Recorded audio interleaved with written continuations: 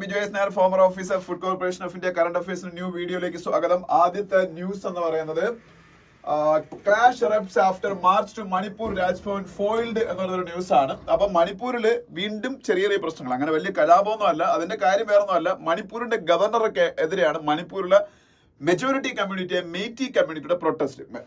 മണിപ്പൂരില് MeitY കമ്മ്യൂണിറ്റിയും Kuki കമ്മ്യൂണിറ്റിയും തമ്മിലാണല്ലോ ഈ മണിപ്പൂർ കലാപമൊക്കെ ഉണ്ടാവുന്ന rights ഒക്കെ നടക്കുന്നേക്കാം. പക്ഷെ ഇവിടെ ഗവർണറാണ് ഇപ്പൊ അവിടെ അണ്ടർ പ്രസിഡന്റ്സ് റൂൾ ആണ്. So the ruler of Manipur is governor on behalf of president of India. He's ruling Manipur.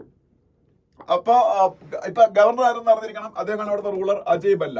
Ajay ബല്ല, BHALL. എന്ത് സംഭവിച്ചു എന്ന് ചോദിച്ചാല്, ഇപ്പോ മണിപ്പൂരിലെ ഷിരു ലിലി ഫെസ്റ്റിവൽ നടക്കുകയാണല്ലോ. ഞാനത് നിങ്ങളുടെ അടുത്ത് കഴിഞ്ഞ ക്ലാസ്സിൽ പറഞ്ഞാണ്. മണിപ്പൂരിൽ ഒരു വലിയ ഫെസ്റ്റിവൽ നടക്കുന്നത്, ഷിരു ലിലി എന്ന് പറയുന്ന ഫെസ്റ്റിവൽ. അപ്പൊ അത് കഴിഞ്ഞ ക്ലാസ്സിലൊക്കെ നമ്മൾ ഡിസ്കസ് ചെയ്തിട്ടുള്ളതാണ്.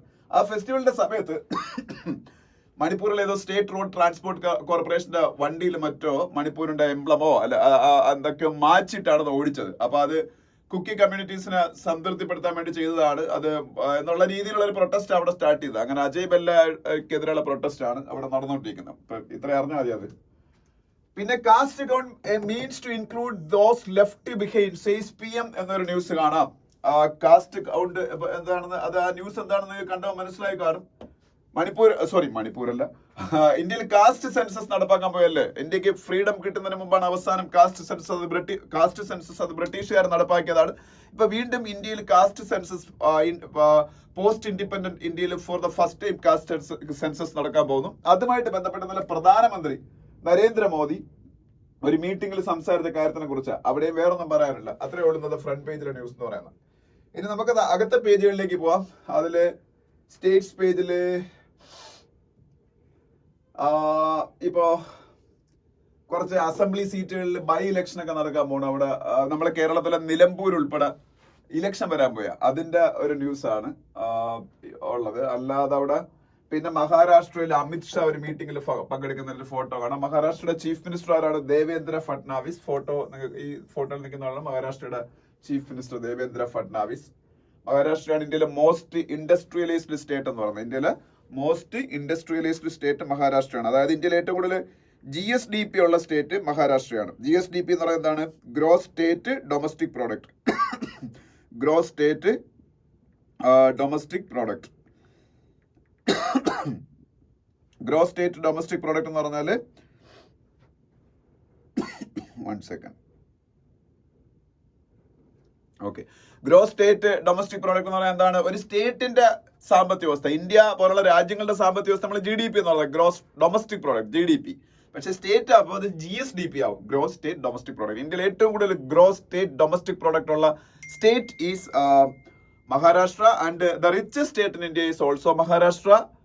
The most industrialist state is Maharashtra. Maharashtra is being ruled by a BJP coalition, and the chief minister of Maharashtra is Devendra Fadnavis. Okay.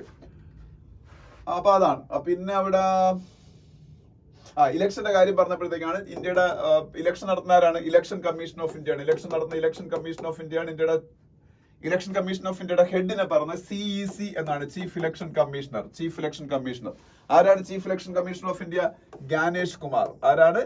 Gyanesh Kumar. Gyanesh Kumar is the chief election commissioner of India. GYANESH, Gyanesh Kumar. താഴോട്ട് വരുമ്പോ വേറൊന്നും പറയാല്ല. അതിന്റെ അടുത്ത പേജിൽ പോവാം. അതിന്റെ അടുത്ത പേജിൽ പോകുമ്പോ ഇപ്പോ ഒരു വലിയ ന്യൂസ് ആയിട്ടുള്ളത്, കേരള റിലേറ്റഡ് ആയിട്ടുള്ള ഒരു ന്യൂസ് ആണ്. All crew members of sunken ship of Kerala coast rescued എന്നൊക്കെ ഒരു ന്യൂസ് ഉണ്ട്. അത് കേരളത്തിൽ ഒരു ഷിപ്പ് മുങ്ങിപ്പോയിന്നല്ല, ഒരു ഷിപ്പ് ഇന്നലെ മുങ്ങിപ്പോയി. അത് ഇന്ത്യയുടെ ഷിപ്പൊന്നും അല്ല, ഒരു ഫോറിൻ കൺട്രിയുടെ ഷിപ്പാണ്. അതിനെ കുറിച്ച് കൂടുതൽ നമ്മൾ പഠിക്കേണ്ട ആവശ്യമൊന്നുമില്ല. MSC എൽസ എന്ന് പറയുന്ന ഷിപ്പാണ്, ലൈബീരിയൻ ഷിപ്പാണ്. സോറി, MSC എൽസ 3 എന്ന് പറയുന്ന ഒരു ഷിപ്പാണ്. അതൊരു ലൈബീരിയൻ ഷിപ്പ്. ലൈബീരിയ എന്നൊരു രാജ്യമുണ്ട്, ഒരു ആഫ്രിക്കൻ കൺട്രിയാണ് ലൈബീരിയ. അവരുടെ ഷിപ്പാണ്. അതിലുള്ള ആൾക്കാരെയൊക്കെ രക്ഷപ്പെടുത്തി. എന്തായാലും അങ്ങനെ ന്യൂസ് ഉണ്ട്, ജസ്റ്റ് പറഞ്ഞേ ഉള്ളൂ. പിന്നെ നമ്മള് miss world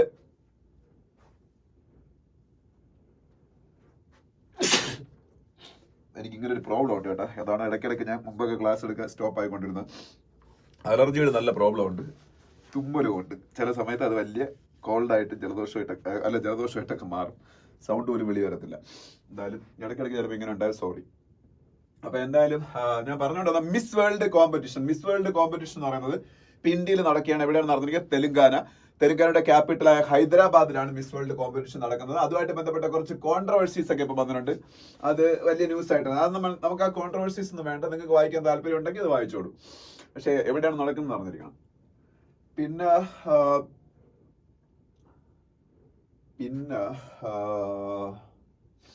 synchronised elephant count exercise concludes in south Karnataka region. അത് കർണാടകത്തിൽ നടന്നൊരു സംഭവമാണ്. പക്ഷെ അതുമായിട്ട് ബന്ധപ്പെട്ട് എനിക്കൊരു കാര്യം പറയാനുള്ളത്, ഈ അനിമൽസിന്റെ സെൻസസ് ഇന്ത്യയിൽ കറക്റ്റ് ആയിട്ട് നടത്തുന്നുണ്ട്. ഇപ്പൊ കഴിഞ്ഞ ദിവസം ന്യൂസ് പേപ്പറിൽ വന്ന ന്യൂസ് എന്ന് വെച്ചാൽ ഇന്ത്യയിൽ ഏഷ്യാറ്റിക് ലയൺസിന്റെ എണ്ണം ഭയങ്കരമായിട്ട് കൂടുന്നതാണ്.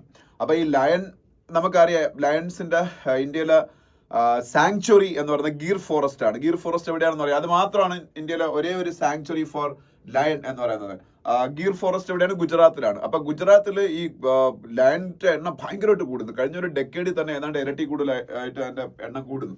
അപ്പൊ ഒരു ഫീമെയിൽ ലയണിന്റെ എണ്ണമൊക്കെ, അല്ലെങ്കിൽ ലയണസിന്റെ എണ്ണമൊക്കെ ഭയങ്കരമായിട്ട് കൂടുന്നു. അപ്പൊ സ്വാഭാവികമായിട്ട് അതുവരെയാണല്ലോ റീപ്രൊഡക്ഷൻ നടത്തുന്നത്. അപ്പൊ വീണ്ടും ലയണിന്റെ എണ്ണം ഭയങ്കരമായിട്ട് കൂടാൻ സാധ്യതയുണ്ട്. അപ്പൊ ഈ ഗുജറാത്തിൽ തന്നെ ഗീർ ഫോറസ്റ്റ് അവർ റീലൊക്കേറ്റ് ചെയ്ത് വേറെ ഫോറസ്റ്റുകളിലോട്ടും കൂടെ മാറ്റാൻ പോയാണ്. അപ്പം അത് ന്യൂസ് ആയിട്ടുണ്ട്. അതുപോലെ ടൈഗർ സെൻസസ് ഇടയ്ക്കിടയ്ക്ക് നടത്തും, അതുപോലെ എലിഫന്റ് സെൻസസ് നടത്തും. ജസ്റ്റ് പറഞ്ഞതാ. അപ്പൊ അത്രയാണ് ആ പേജിലെ ന്യൂസ്. അതിന്റെ അടുത്ത പേജിലേക്ക് പോകുമ്പോ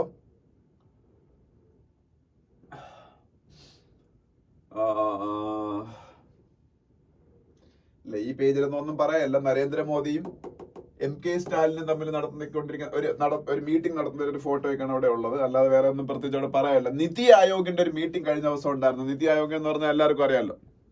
അതെന്താണെന്ന് ഞാൻ പറയാം അറിഞ്ഞൂടാത്തവർക്ക് വേണ്ടി. NITI Aayog, national institution for transforming India. National institution for transforming India. Niti Aayog is the body instituted by Narendra Modi government after dismantling the previous era planning commission. Previously there was planning commission. They were conducting 5-year plans in India, and that was the concept of the India's first Prime Minister Jawaharlal Nehru. But after coming to power, Narendra Modi in 2014 itself dismantled planning commission and started Niti Aayog. That is also a planning commission like institution only, but it has more decentralization. So planning commission was a centralized agency. Now it is a അദ്ദേഹം പറയുന്നത് വെച്ചാൽ federal എന്നൊക്കെ പറയുന്നത്. പക്ഷെ ഇപ്പോഴും സ്റ്റേറ്റുകളായിട്ട് ഒരുപാട് problems എല്ലാം ഉണ്ട്. അപ്പൊ anyways Niti Aayog has a chairman, that is Prime Minister of India. Always Prime Minister of India will be the chairman of Niti Aayog. അപ്പൊ നരേന്ദ്രമോദിയാണ് ഇപ്പോഴത്തെ chairman. And it has a vice chairman. Niti Aayog has a vice chairman. And then currently vice chairman of Niti Aayog is Suman Berry. Suman Berry is the vice chairman of Niti Aayog, and Niti Aayog has a CEO also, CEO, Chief Executive Officer. Ipo adu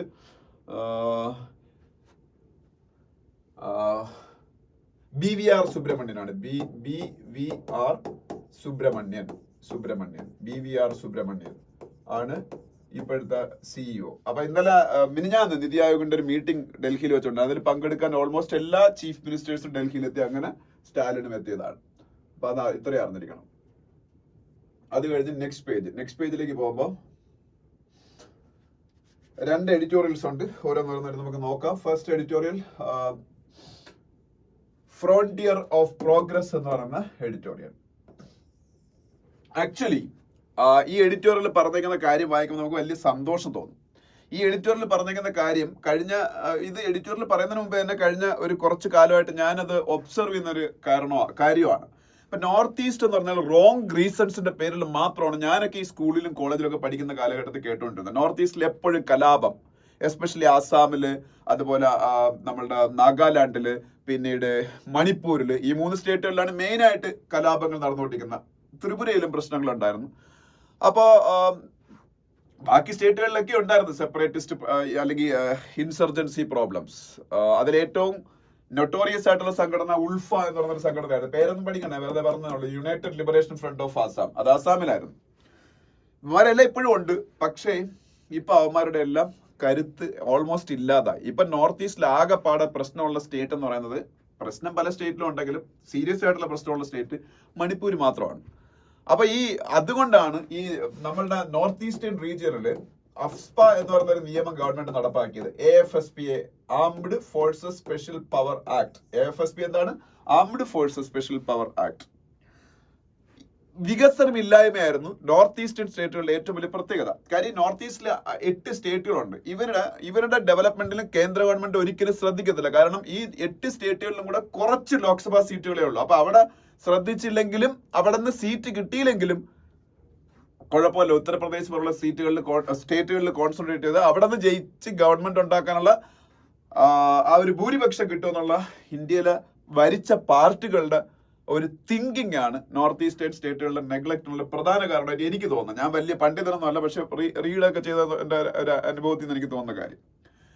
പക്ഷേ കഴിഞ്ഞ 10-11 വർഷമായിട്ട് നരേന്ദ്രമോദി ഗവൺമെന്റിന് ആരൊക്കെ എന്തൊക്കെ criticism പറഞ്ഞാലും അവർ ചെയ്ത നല്ല കാര്യങ്ങളിൽ ഒരെണ്ണമാണ് നോർത്ത് ഈസ്റ്റേൺ സ്റ്റേറ്റുകളുടെ ഡെവലപ്മെന്റിൽ അവർ കൂടുതൽ ശ്രദ്ധിച്ചു. അതിനൊരു കാരണമുണ്ട്. നോർത്ത് ഈസ്റ്റേൺ സ്റ്റേറ്റുകളുടെ ഡെവലപ്മെന്റ് അവർ കൂടുതൽ ശ്രദ്ധിക്കാനുള്ള കാരണം, ഈ നോർത്ത് ഈസ്റ്റേൺ സ്റ്റേറ്റുകളെല്ലാം BJP വേറെ പല സ്റ്റേറ്റുകളും പിടിച്ചടക്കിയപ്പോഴും നോർത്ത് ഈസ്റ്റേൺ സ്റ്റേറ്റുകൾ എപ്പോഴും കോൺഗ്രസിനും അവിടുത്തെ റീജിയണൽ പാർട്ടീസിനും ഒപ്പം നിന്ന് അതിന്റെ ഒരു പ്രധാനപ്പെട്ട കാരണമായിട്ട് കരുതുന്നു. ഒന്ന്, അതിന്റെ ട്രൈബൽ സ്വഭാവം. രണ്ടാമത്തെന്ന് വെച്ചാൽ അവിടെ പലതും ക്രിസ്ത്യൻ മെജോറിറ്റി സ്റ്റേറ്റുകളായിരുന്നു. ഇപ്പൊ നാഗാലാൻഡും മിസോറാമും മണിപ്പൂരും ഒക്കെ ഒരു പരിധി വരെ ക്രിസ്ത്യൻ മെജോറിറ്റി എന്ന് പറയാൻ പറ്റില്ല മണിപ്പൂരിൽ, എന്നാലും അവിടെ സബ്സ്റ്റാൻഷ്യൽ ക്രിസ്ത്യൻ പോപ്പുലേഷൻ ഉണ്ട്. അങ്ങനെ പല സ്റ്റേറ്റുകളും അങ്ങനെയായിരുന്നു, മേഘാലയ ഒക്കെ. അപ്പൊ അതുകൊണ്ട് അതും ഒരു കാരണമായി. പക്ഷേ BJP ഒരു പ്രോജക്റ്റ് ഉണ്ടാക്കിയാണ്. ആസാം ആദ്യം പിടിക്കുക. ആസാം പിടിച്ചു. ഹിമാന്ത ബിശ്വ ശർമ്മ എന്ന് പറഞ്ഞാൽ അവിടുത്തെ ചീഫ് മിനിസ്റ്ററായി. ആദ്യം സർബാനന്ദ സോണോവാൾ ആയിരുന്നു. പതുക്കെ ഈ ഹിമാന്ത ബിശ്വ ശർമ്മ എന്ന് പറയുന്ന സ്ട്രാറ്റജിസ്റ്റിന്റെ സഹായത്തോടെ മറ്റെല്ലാ സ്റ്റേറ്റുകളും, ക്രിസ്ത്യൻ ഡോമിനേറ്റഡ് സ്റ്റേറ്റുകൾ ഉൾപ്പെടെ, ഒന്നുകിൽ BJP സ്വയം ഭരണം പിടിക്കുകയോ അല്ലെങ്കിൽ അവിടുത്തെ റീജിയണൽ പാർട്ടീസായിട്ട് അലയൻസിൽ വരികയോ ചെയ്തു. അപ്പൊ സ്വാഭാവികമായിട്ടും അവർക്ക് അവിടെ ഒരു ഇമേജ് ബൂസ്റ്റിംഗും കൂടെ ചെയ്യണമെന്നുണ്ടെങ്കിൽ അവർക്ക് ഡെവലപ്മെന്റ് ഓറിയന്റഡ് ആയിട്ടുള്ള പൊളിറ്റിക്സ് കളിച്ചേ പറ്റുള്ളൂ. കോൺഗ്രസിനുള്ള ഒരു സെക്യുലറിസ്റ്റ് പാർട്ടി എന്നുള്ള ഇമേജ് അല്ലല്ലോ അവർക്കുള്ളത്.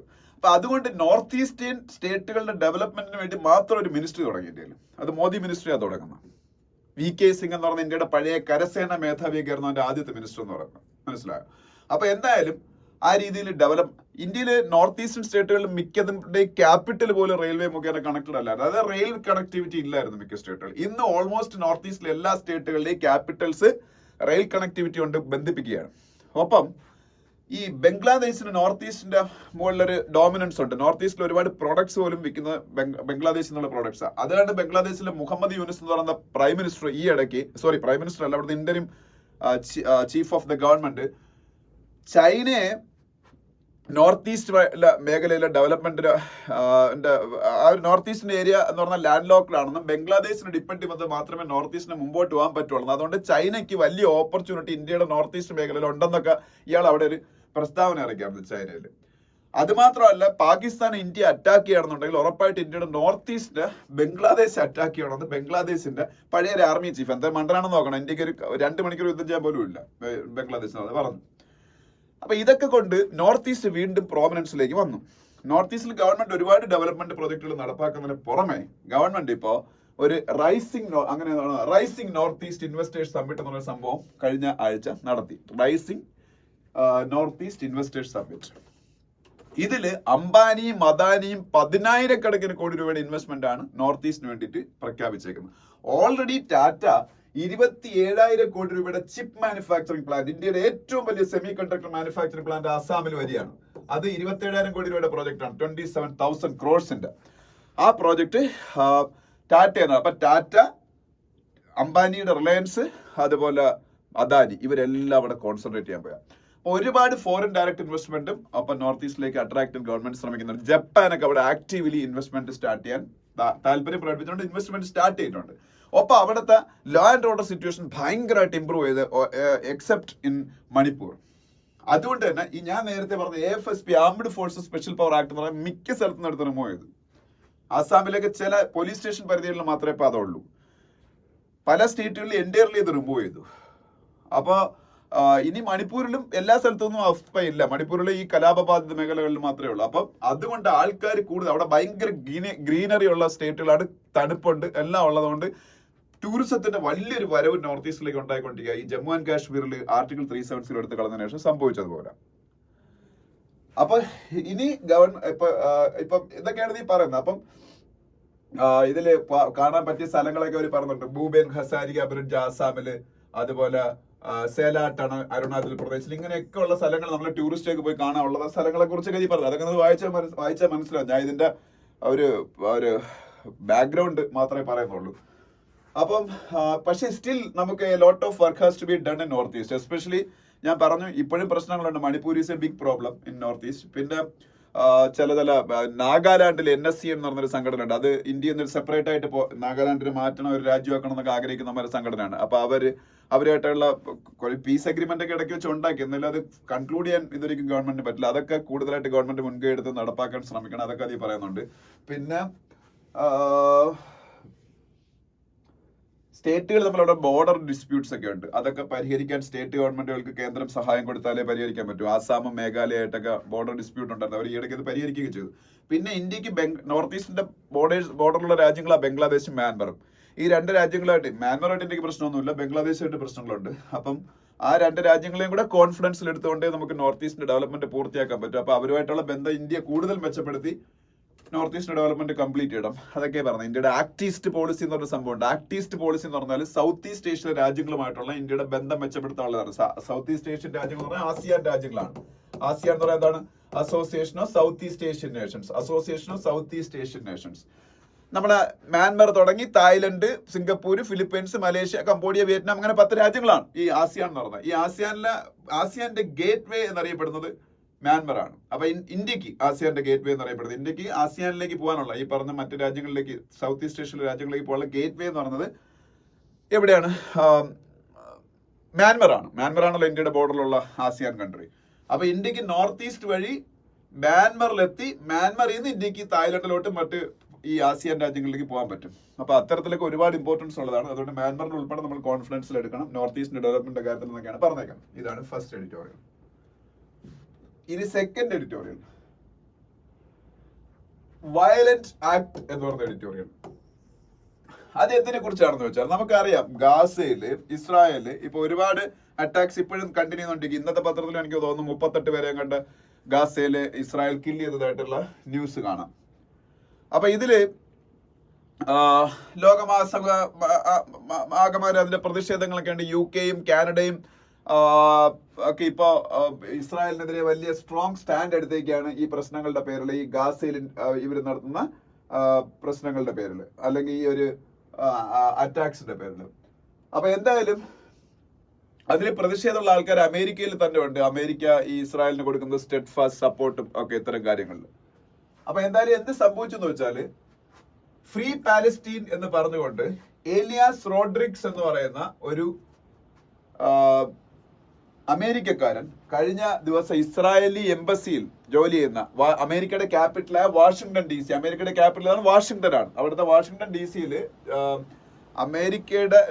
അമേരിക്കയിലെ ഇസ്രായേലിന്റെ എംബസിയിൽ ജോലി ചെയ്യുന്ന 2 പേര്, ആൾക്കാരെ പേരൊക്കെ ഇവിടെ എഴുതുന്നുണ്ട്. ഒരു സ്ത്രീ, ഒരു പുരുഷനും. അവർ കല്യാണം കഴിക്കാനും ഇരുന്ന ആൾക്കാരാണ്, ഒരു മാരേജ് ഒക്കെ ഫിക്സ് ചെയ്യുന്ന ആൾക്കാരാണ്. അവരെ കില്ല് ചെയ്യാണ്. ഇത് അമേരിക്കയിലും ഇസ്രായേലിലൊക്കെ വൈഡ് കണ്ടംനേഷന് കാരണമായി. അമേരിക്കയിലെ പ്രസിഡന്റ് ഡൊണാൾഡ് ട്രംപ് ഇത് ആന്റി സെമറ്റിസത്തിന്റെ ഭാഗമായിട്ട് ഉള്ള ഒരു പിന്നീട് വലിയൊരു അറ്റാക്കായിട്ട് ഇതിനെ കൺസിഡർ ചെയ്യുന്നൊക്കെ പറഞ്ഞിട്ടുണ്ട്.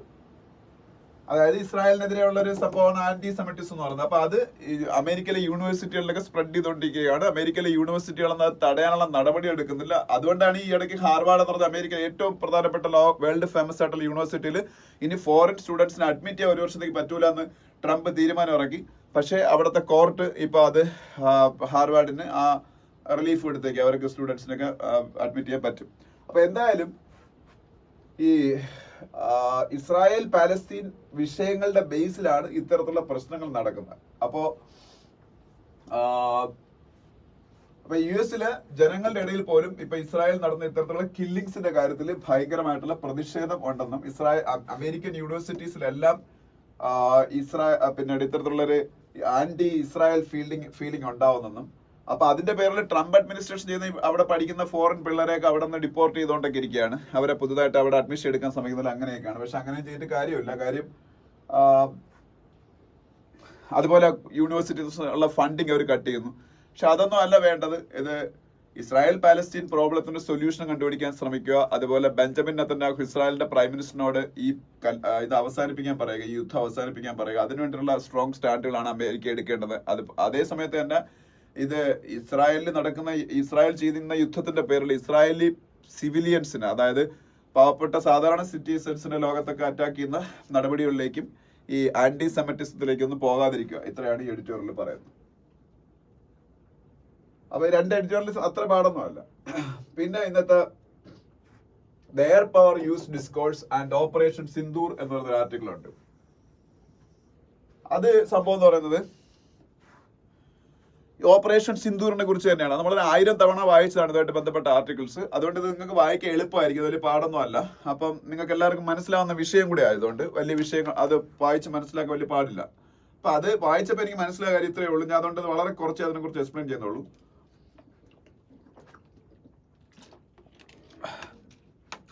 അതായത് നമ്മൾ പലപ്പോഴും കൺവെൻഷണൽ വാറുകളിൽ ഇത്രയും കാലം ഇന്ത്യ മാത്രമല്ല മിക്ക ലോക രാജ്യങ്ങൾ യൂസ് ചെയ്തുകൊണ്ടിരിക്കുന്നത് മിലിറ്ററിയാണ് മെയിൻ ആയിട്ട് ഫസ്റ്റ് റെസ്പോണ്ടർ ആയിട്ട് എന്തെങ്കിലും ഒരു പ്രോബ്ലം ഉണ്ടാകുമ്പോൾ. അപ്പൊ മിലിറ്ററിയുടെ റെസ്പോൺസ് ആയിരിക്കും നമ്മൾ ചെയ്യുന്നതും. അല്ലെങ്കിൽ അപ്പൊ നമ്മൾ അങ്ങനെ മിലിറ്ററി ഉപയോഗിക്കുമ്പോൾ ഓപ്പോസിറ്റ് സൈഡിൽ നിന്ന് മിലിറ്ററി ആയിരിക്കും യൂസ് ചെയ്യുന്നത്. ഇതിപ്പോ ഹ്യൂമൻ കാഷ്വാലിറ്റീസ് ഒക്കെ ഒരുപാട് ഉണ്ടാകുന്നതിന് കാരണമാവും. പക്ഷെ നമ്മൾ മോഡേൺ വേൾഡില് പുതിയ വാർഫെയറിൽ പല രാജ്യങ്ങളും ഉപയോഗിക്കുന്നത് എയർഫോഴ്സിനെ ഫസ്റ്റ് റെസ്പോണ്ടർ ആയിട്ട് യൂസ് ചെയ്യുന്നു.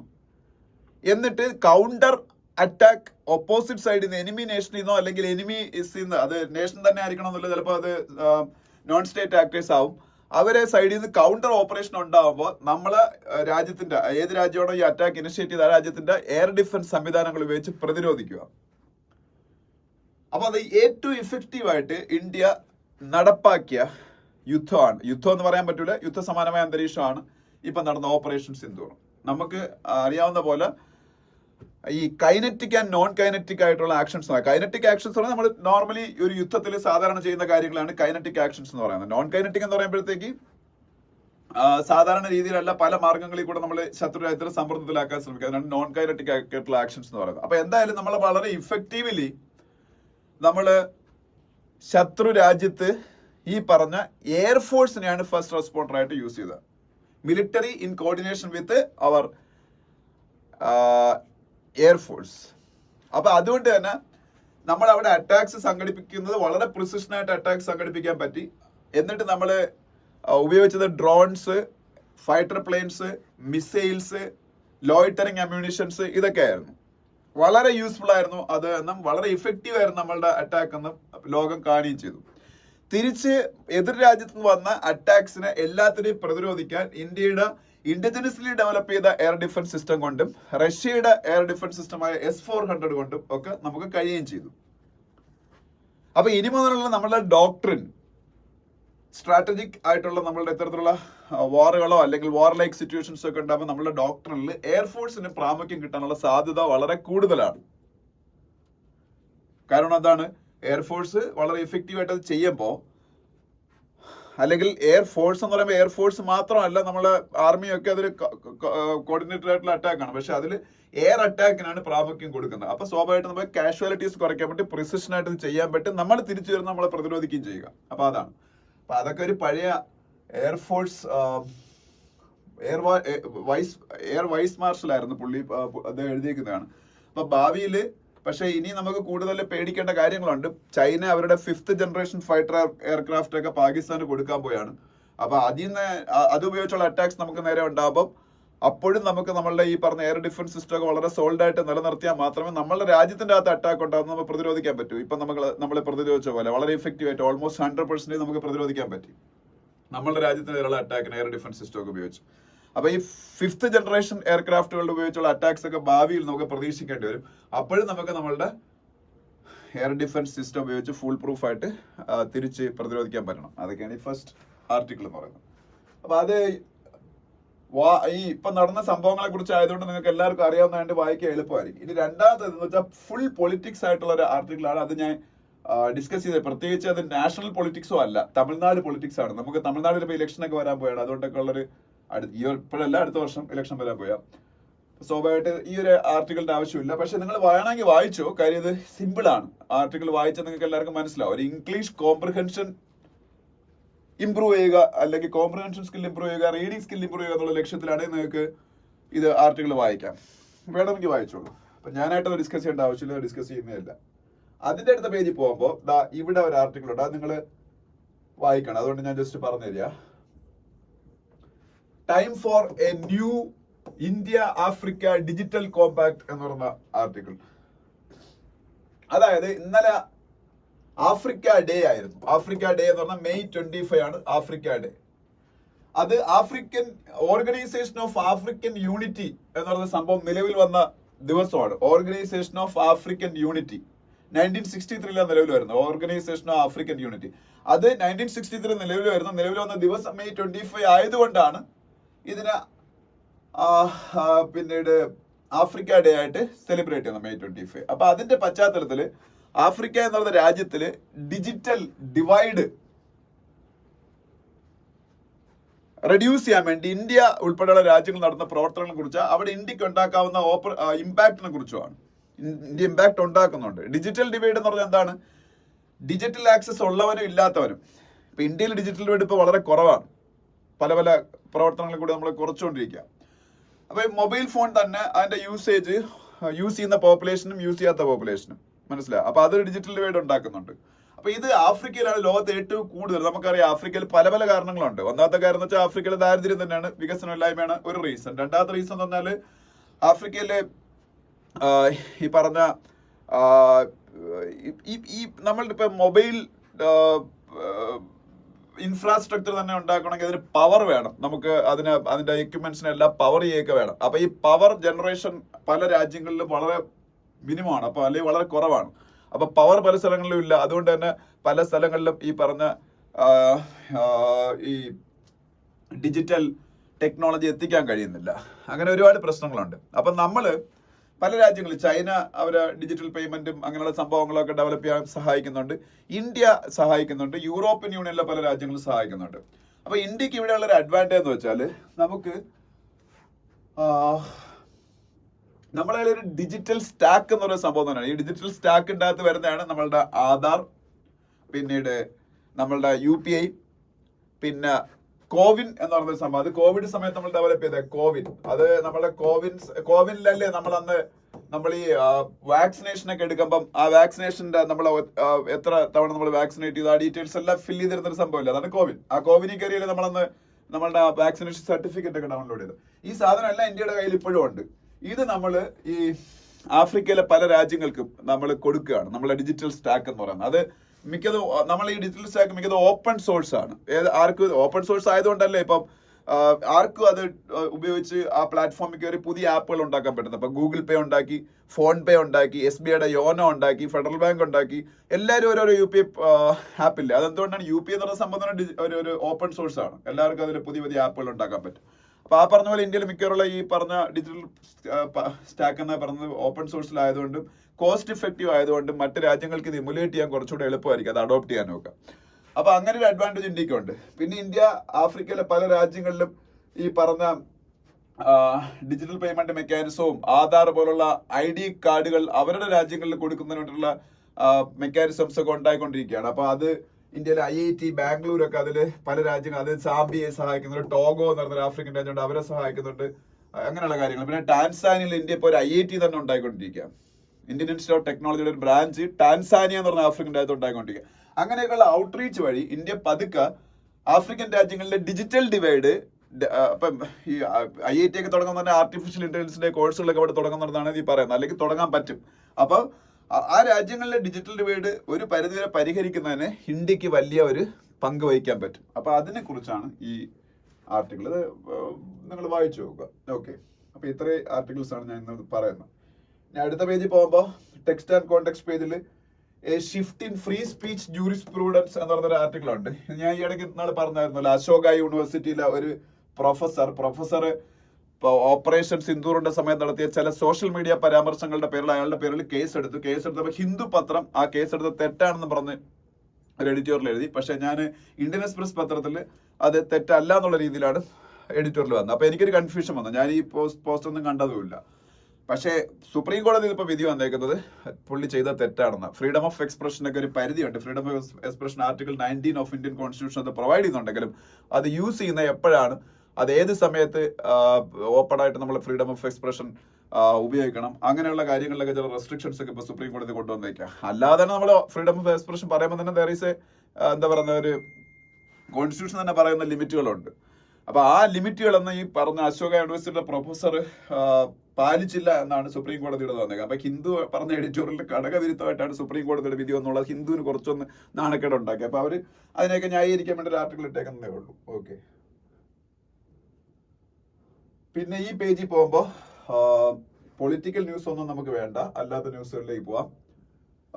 ഒപ്പോസിഷൻ സ്ലാബ്സ് BJP ശ്രമം, അതൊന്നും വേണ്ട. Nagaland group to protest job quota for backward tribes. നാഗാലാൻഡിനെ കുറിച്ച് ഞാൻ കുറച്ച് മുമ്പേ പറഞ്ഞത്. നാഗാലാൻഡിൽ ബാക്ക്വേർഡ് ട്രൈബ്സിന് വേണ്ടി എന്തോ റിസർവേഷൻ കൊടുക്കുന്നതിന് അവിടുത്തെ കുറെ ഗ്രൂപ്പുകൾ ഒപ്പോസ് ചെയ്തു. നാഗാലാൻഡിൽ ഇങ്ങനെയൊക്കെയാണ്. നാഗാലാൻഡ് ഞാൻ പറഞ്ഞില്ലേ ഫുള്ളി ട്രൈബൽ ആയിട്ടുള്ള ആൾക്കാർ താമസിക്കുന്ന ഒരു സ്റ്റേറ്റ് ആണ്. Almost all these tribal people are now Christians. They converted to Christianity. So Nagaland is a Christian state എന്ന് പറയണം, ട്രൈബൽ സ്റ്റേറ്റ് എന്ന് പറയുന്നേക്കാൾ. ഇപ്പൊ അങ്ങനെയാ. അപ്പൊ നാഗാലാൻഡില് യഥാർത്ഥ ഈ നമ്മുടെ പഞ്ചായത്ത് രാജ് സിസ്റ്റത്തിന്റെ ഭാഗമായിട്ട് 33% റിസർവേഷൻ യഥാർത്ഥ കോൺസ്റ്റിറ്റ്യൂഷണലി മാൻഡേറ്റഡ് ആണ്. ആർക്ക്? വിമനിന്. നമ്മുടെ കേരളത്തിലൊക്കെ സ്ത്രീകളല്ലേ പല പഞ്ചായത്തിലും മെമ്പർമാരും പ്രസിഡന്റുമാരൊക്കെ. പക്ഷെ നാഗാലാൻഡിലെ ലോക്കൽ ബോഡീസിൽ റിസർവേഷൻ ഇല്ലായിരുന്നു. അത് കഴിഞ്ഞ നാഗാലാൻഡിലെ ലോക്കൽ ബോഡി ഇലക്ഷൻ അവിടെ നടപ്പായത്. ഇന്ത്യയിൽ നടപ്പായിട്ട് എത്രയോ വർഷങ്ങളായി. അതുപോലെ ഒരുപാട് റിസർവേഷൻ ബേസ്ഡ് ആയിട്ടുള്ള പ്രശ്നം. നാഗാലാൻഡിലെ കുറെ സ്പെഷ്യൽ പവേഴ്സ് ഉണ്ട്. നമുക്ക് ജമ്മു ആൻഡ് കാശ്മീരിന്റെ ആർട്ടിക്കിൾ 370 കൊടുത്തിരുന്ന പോലെ നാഗാലാൻഡൊക്കെ ട്രൈബൽ ഏരിയാസ് ആയതുകൊണ്ട് ഇന്ത്യൻ കോൺസ്റ്റിറ്റ്യൂഷൻ കുറെ പ്രൊട്ടക്ഷൻസ് കൊടുക്കുന്നുണ്ട്. അത് അവർ യൂസും ചെയ്യുന്നുണ്ട്, മിസ്യൂസും ചെയ്യുന്നുണ്ട്. അപ്പൊ അതാ എന്തായാലും നാഗാലാൻഡിന്റെ ചീഫ് മിനിസ്റ്റർ നെഫ്യൂ റിയോ ആണ്. നെഫ്യൂ റിയോ നാഗാലാൻഡിന്റെ ചീഫ് മിനിസ്റ്റർ ആരാണ്?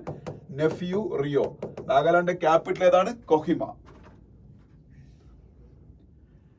പിന്നെ CDS chief of defence staff ആരെന്ന് അറിയാലോ? അനിൽ ചൗഹാൻ. ഇന്ത്യയുടെ ചീഫ് ഓഫ് ഡിഫൻസ് സ്റ്റാഫ് ആരാണ്? Anil Chauhan. Anil Chauhan. India Maldives to review economic and maritime security partnership എന്നൊരു ന്യൂസ് ഉണ്ട്. ഇന്ത്യ മാൽദീവ്സ് എന്ന് പറയുന്നത് രാജ്യം അറിയാലോ, ഒരു വളരെ ചെറിയൊരു ആർച്ചിപെലാഗോ ആണ്. Archipelago means a collection of islands. So Maldives is an archipelago, a small archipelago. Actually they are heavily dependent on India to fulfill their economic needs and developmental needs. But when the new president of Maldives, Mohammed Moisu, now the president of Maldives is Mohammed Moisu, started his rule in Maldives. He was openly anti-Indian. അദ്ദേഹത്തിന്റെ തുടക്കകാലത്ത് അങ്ങനെയായിരുന്നു. പക്ഷെ പുള്ളിക്ക് പിന്നെ മനസ്സിലായി anti Indian rhetoric കൊണ്ട് nothing is going to happen and his country is going to suffer. So he tried to reset or tried to recalibrate his relation with India, and now he almost normalized that damaged relationship. Mohamed Muizzu ഇന്ത്യയായിട്ടുള്ള ബന്ധം വീണ്ടും okay ആക്കി. ആദ്യം anti India സ്റ്റാൻഡൊക്കെ എടുത്ത് ചൈനയെ സൂപ്പിക്കാൻ നോക്കി, പക്ഷെ നടന്നില്ല. ഇപ്പൊ അയാളുടെ ഫോറിൻ മിനിസ്റ്റർ 3ാമത്തെ തവണയാണ് ഇന്ത്യയിൽ വരുന്നത്. ഈ വർഷം തുടങ്ങി ഇപ്പൊ കുറച്ച് മാസങ്ങളായതേ ഉള്ളൂ. അതിനകത്ത് തന്നെ 3ാമത്തെ തവണ ഇന്ത്യയിലേക്ക് വന്നേക്കാം. അപ്പൊ മാൽദീവ്സ് ഇന്ത്യക്ക് വേണം. മാൽദീവ്സ് യഥാർത്ഥത്തിൽ ചെറിയ രാജ്യമാണ്, ഇന്ത്യയെ സംബന്ധിച്ച് ഒന്നും എല്ലാം തോന്നുമെങ്കിലും ഇവരുടെയൊക്കെ സ്ട്രാറ്റജിക് പൊസിഷൻ, ഇന്ത്യൻ ഓഷനിൽ അവരുടെ സ്ട്രാറ്റജിക് പൊസിഷൻ എന്ന് പറയുന്നത് ഇന്ത്യക്ക് വളരെ ഇമ്പോർട്ടന്റ് ആണ്. അതുകൊണ്ട് തന്നെ ആ പൊസിഷൻ നമുക്ക് വളരെ ഇമ്പോർട്ടന്റ് ആണ്. അപ്പൊ ഇന്ത്യയുടെ ഓഷൻ സ്ട്രാറ്റജിയിൽ വളരെ ഇമ്പോർട്ടന്റ് ആയിട്ടുള്ള പങ്കുവഹിക്കുന്ന ഒരു രാജ്യമാണ് മാൽദീവ്സ്. അതുമാത്രമല്ല ഇന്ത്യക്ക് നെയ്ബർഹുഡ് ഫസ്റ്റ് പോളിസി എന്ന് പറയുന്നൊരു പോളിസി ഉണ്ട്. നെയ്ബർഹുഡ് ഫസ്റ്റ് പോളിസി, ഞാൻ ഇത്തിരി ആക്ട് ഈസ്റ്റ് പോളിസി എന്ന് പറയുന്നത് അതുപോലെ വേറൊരു പോളിസിയാണ് neighbourhood first policy. So Maldives plays a very pivotal role in India's neighbourhood first policy എന്ന് പറയുന്ന ഇന്ത്യയുടെ ഫോറിൻ പോളിസിയിൽ. അതുപോലെ തന്നെ മഹാസാഗർ എന്ന് പറയുന്നൊരു പോളിസി ഉണ്ട്. മഹാസാഗർ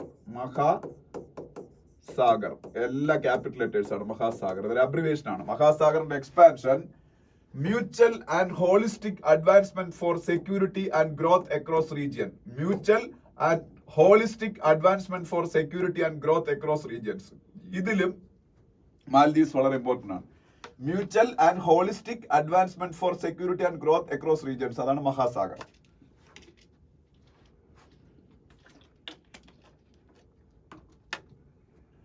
പിന്നെ UPS കുറിച്ചുള്ള ന്യൂസ് ഉണ്ട്. UPS എന്താണെന്ന് അറിഞ്ഞിരിക്കുന്നത് നിങ്ങൾ പലരും സെൻട്രൽ ഗവൺമെന്റ് എംപ്ലോയീസ് ഒക്കെ ആയി മാറാൻ പോകുന്ന ആൾക്കാരാണ് ഫ്യൂച്ചറിൽ, ബാങ്ക് എംപ്ലോയീസും ഒക്കെ. അപ്പൊ അവർക്കൊക്കെ വരുന്ന പുതിയൊരു സംവിധാനമാണ് UPS. ഇത്രയും കാലം NPS ആയിരുന്നു, new pension system.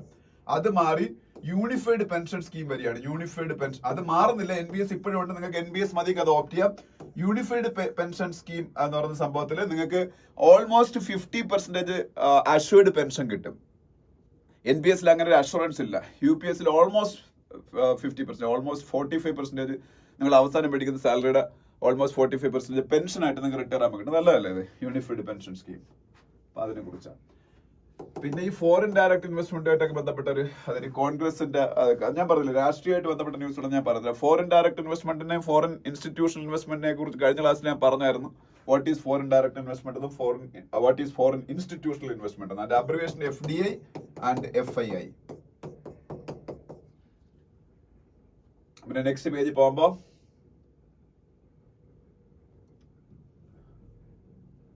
ആസാമിന്റെ chief minister chicken neck എന്താണെന്ന് അറിഞ്ഞിരിക്കണം. ചിക്കൻ നെക്ക് എന്ന് പറഞ്ഞാല് ഇന്ത്യയിലെ സിലിഗുരി, വെസ്റ്റ് ബംഗാളിലെ സിലിഗുരി തൊട്ട് തുടങ്ങുന്ന ഇന്ത്യയെ മെയിൻലാൻഡ് ഇന്ത്യയെ നോർത്ത് ഈസ്റ്റേൺ സ്റ്റേറ്റുകളായിട്ട് കണക്ട് ചെയ്യുന്ന ഒരു റീജിയനാണ് ചിക്കൻ നെക്ക് എന്നറിയപ്പെടുന്നത്. അപ്പോൾ ആയിട്ട് ബന്ധപ്പെട്ട് കുറച്ച് വിവാദമൊക്കെ ഇപ്പോൾ ഉണ്ടായിട്ടുണ്ട് ബംഗ്ലാദേശുമായിട്ടൊക്കെ ബന്ധപ്പെട്ട്. ചിക്കൻ നെക്ക് ഇന്ത്യയും നോർത്ത് ഈസ്റ്റിനെയും തമ്മിൽ, നോർത്ത് ഈസ്റ്റ് ഇന്ത്യ തന്നെയാണ്, മെയിൻലാൻഡ് ഇന്ത്യയും നോർത്ത് ഈസ്റ്റിനെയും തമ്മിൽ കണക്ട് ചെയ്യുന്ന ഒരു പ്രദേശമാണ്. അത് സിലിഗുരിയിലാണ്, വെസ്റ്റ് ബംഗാളിൽ.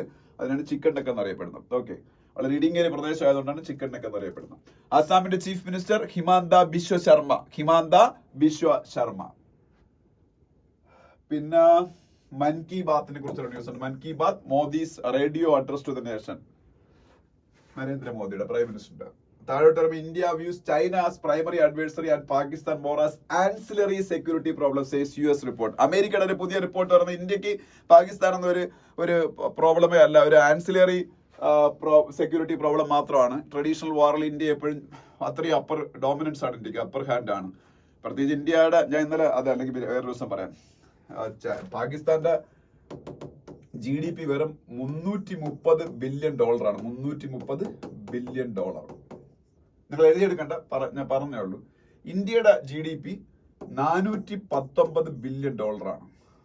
സോറി, $4.19 ട്രില്യൺ ആണ്. ട്രില്യൺ. എന്നാലോചിക്കുക, $4.19 trillion 4119 billion. ഇപ്പോഴത്തെ കാര്യം പറയാം. ഇന്നലത്തെ ഇന്ത്യൻ എക്സ്പ്രസ് ന്യൂസ് പേപ്പർ ഞാൻ വായിച്ചതാണ്. വേൾഡ് ബാങ്കിന്റെ റിപ്പോർട്ടാണ്. വേൾഡ് ബാങ്കിന്റെ റിപ്പോർട്ട് വേണമെങ്കിൽ ഗൂഗിൾ സെർച്ച് ചെയ്താൽ കിട്ടും. പാകിസ്ഥാന്റെ GDP ആണ് $330 ബില്യൺ.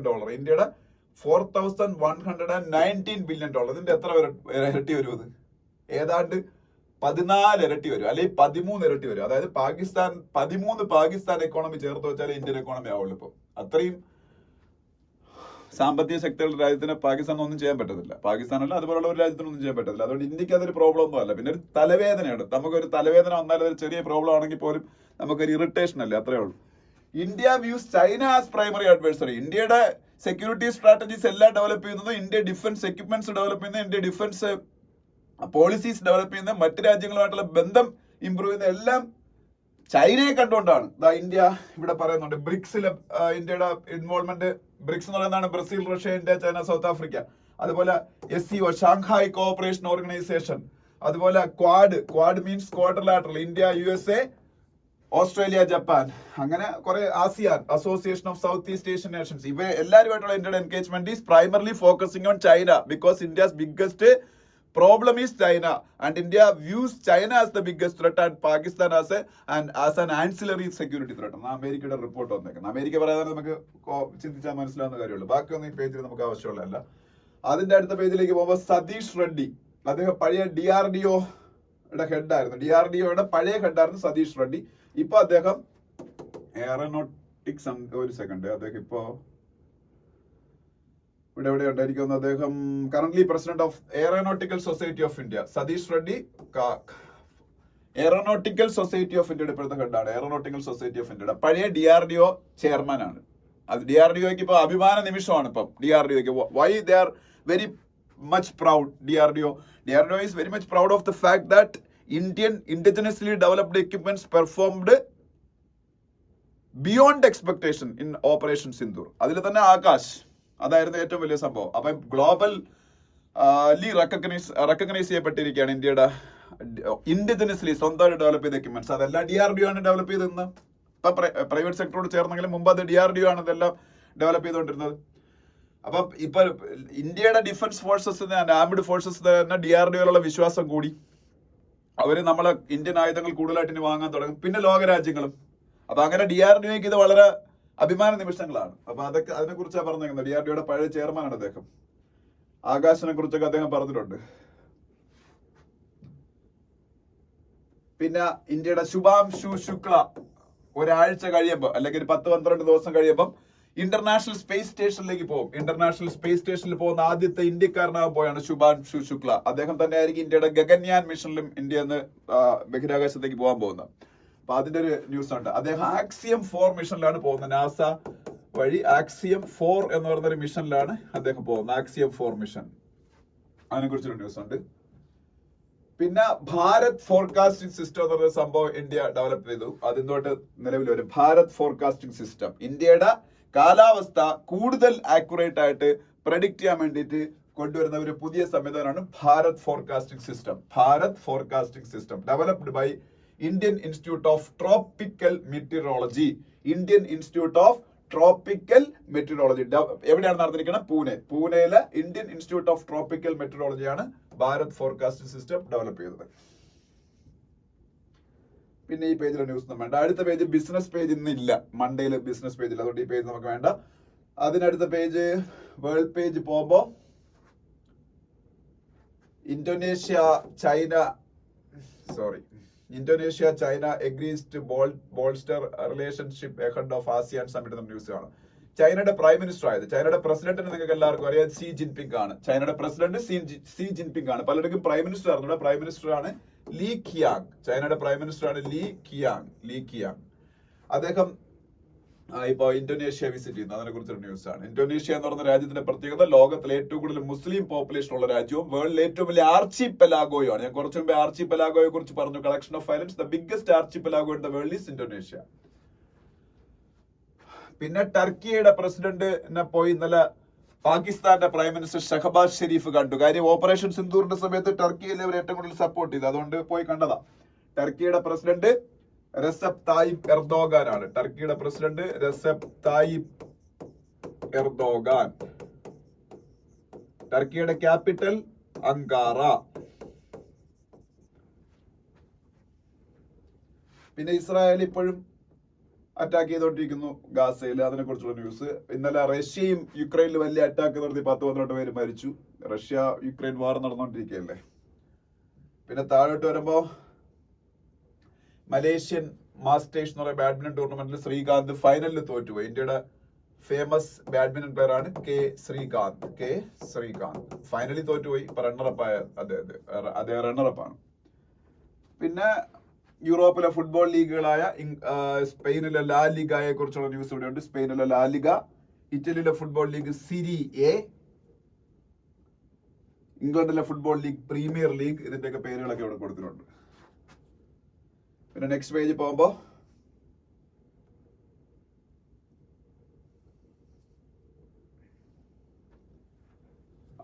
മൊണാക്കോ ഗ്രാൻഡ് പ്രിക്സ് എന്ന് പറയുന്ന formula 1 race Lando Norris win ചെയ്തു. ലാൻഡോ നോറിസ് വിൻ ചെയ്തു. ഏതാണ്? മക്ലാറൻ എന്ന് പറഞ്ഞ ടീമിന്റെ ഡ്രൈവറാണ് Lando Norris won the Monaco grand prix. വേൾഡിലെ ഏറ്റവും ഫാസ്റ്റസ്റ്റ് ആയിട്ടുള്ള സ്പോർട്സ് ആണ് ഫോർമുല 1. ഫോർമുല 1 പിന്നീട് ഈ മൊണാക്കോ ഗ്രാൻഡ് പ്രിക്സ് വിൻ ചെയ്തത് ആരാണ്? Lando Norris. പിന്നെ ഫ്രഞ്ച് ഓപ്പൺ ടെന്നീസിലെ ഗ്രാൻഡ് സ്ലാം ടൂർണമെന്റുകളിൽ ഏറ്റവും ഫേമസ് ആയിട്ടുള്ള ടൂർണമെന്റ് ആണ് French open. Grand slam tennis tournament എന്നറിയപ്പെടുന്നതാണ് ലോകത്തിലെ ഏറ്റവും പ്രധാനപ്പെട്ട ടെന്നീസ് ടൂർണമെന്റുകൾ 4 ആണ്. Australian open, French open, Wimbledon and US open. അതിൽ ഫ്രഞ്ച് ഓപ്പൺ സ്റ്റാർട്ട് ചെയ്യാൻ പോകുന്നു. ഫ്രഞ്ച് ഓപ്പൺ ഏറ്റവും കൂടുതൽ തവണ വിൻ ചെയ്തത് റാഫേൽ നദാലാണ്. 14 തവണ Rafael Nadal 14 times French open win ചെയ്തിട്ടുണ്ട്. 14 ടൈംസ്. അപ്പൊ അതിനെ കുറിച്ചുള്ള ന്യൂസ് ആയിരുന്നു. നെക്സ്റ്റ് പേജിൽ പോകുമ്പോ ഇന്ത്യയുടെ പഴയ അത്ലറ്റിക് ഫെഡറേഷൻ ഓഫ് ഇന്ത്യയുടെ പഴയ പ്രസിഡന്റ് ആയിരുന്ന ആദിൽ സുമാരിവാല.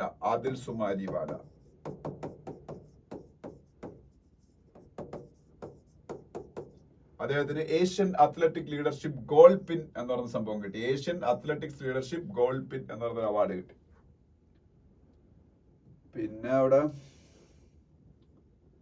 സ്പോർട്സില് വേറെ ഒന്നും പറയാമല്ലോ, എത്രയൊക്കെ ഉള്ളൂ. ഓക്കെ, അപ്പം നമ്മൾ ഒരുപാട് കാര്യങ്ങൾ ഡിസ്കസ് ചെയ്തിട്ടുണ്ട്. എല്ലാവരും നോട്ട്സ് ഒക്കെ എഴുതിയെടുത്ത് പഠിക്കുക. Thank you.